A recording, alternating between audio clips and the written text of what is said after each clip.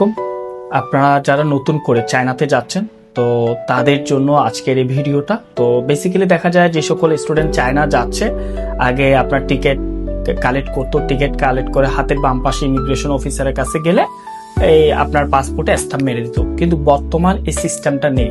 আপনার ইমিগ্রেশনের আগে আপনার কিছু রুলস অ্যান্ড রেগুলেশন মেনটেন করে আপনাকে ওই জায়গায় যেতে হবে। তাহলে আপনার নতুন যে রুলস অ্যান্ড রেগুলেশন সেই বিষয়টা নিয়ে আমরা কথা বলছি। আপনাকে টিকিট কালেক্ট করে হাতের বাম পাশে আপনাকে এই টেবিল নিয়ে দুইজন বা একজন ইমিগ্রেশন অফিসার বসে থাকবে, সেখানে যেতে হবে। উনি আপনাকে কিছু প্রশ্ন করবে। প্রথম বিষয় হচ্ছে আপনার পাসপোর্টটা নিবে, নেওয়ার পর এটা ঠিক আছে কিনা, মানে আপনার যে পাসপোর্টে ভিসাটা পড়েছে এটা ঠিক আছে কিনা সেটা মিশিং দিয়ে যাচাই বাছাই করবে। দেন আপনি কোথায় যাচ্ছেন, কেন যাচ্ছেন, কি কারণে যাচ্ছেন, এই জিনিসগুলো আপনাকে বলবে। আর আপনার যেখানে যাচ্ছেন আপনি লেখাপড়া করার জন্য বা যে কাজের জন্য যাচ্ছেন এখানে কাগজপত্র ঠিকঠাক আছে কিনা সেই জিনিসগুলো আপনার থেকে জানতে চাইবে। বেসিক্যালি যারা স্টুডেন্ট তারা এডমিশন JW20 এই পেপার যেগুলো আছে এগুলো ঠিকঠাক করে রাখতে হয়।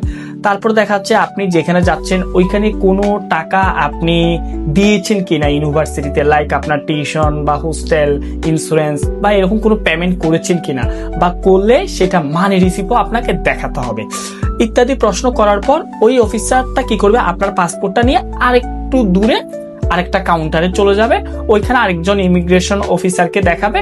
ওই অফিসার এটা দেখার পর উনি যখন আপনাকে ক্লিয়ারেন্স দিবে, আপনাকে ক্লিয়ারেন্স দেওয়ার পর আপনাকে নিয়ে আরেকজন অফিসার মেন যেখানে ইমিগ্রেশন হয় সেখানে যাবে। ওইখানে যাওয়ার পর আপনাকে তেমন কোনো প্রশ্ন আর জিজ্ঞেস করবে না, আপনার পাসপোর্টে স্ট্যাম্প দিয়ে দিবে, দেন কাজ শেষ।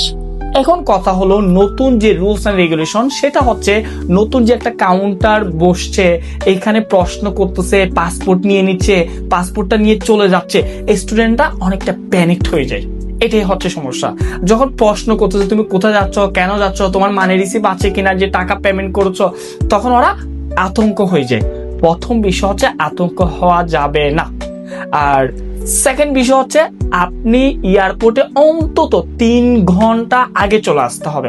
আর থার্ড বিষয় হচ্ছে আপনি ইউনিভার্সিটি রিলেটেড যে সকল পেপার আছে, লাইক আপনার এডমিশন, JW20, এছাড়াও আপনি যদি কোথাও পেমেন্ট করে থাকেন ওই পেমেন্টের মানি রিসিপ্ট ইত্যাদি কাগজগুলো আপনি আপনার কাঁধের ব্যাগে রাখবেন, মেন লাগেজ আবার দিবেন না, ঠিক আছে? এই হচ্ছে বিষয়। আর এই জিনিসগুলো যদি আপনারা একটু অ্যাওয়ার হন তাহলে আশা করি কোনো সমস্যা হবে না, আপনার জার্নিটা খুব স্মুথ হবে। আজকে এতটুকু। আসসালামু আলাইকুম রহমতুল্লাহ।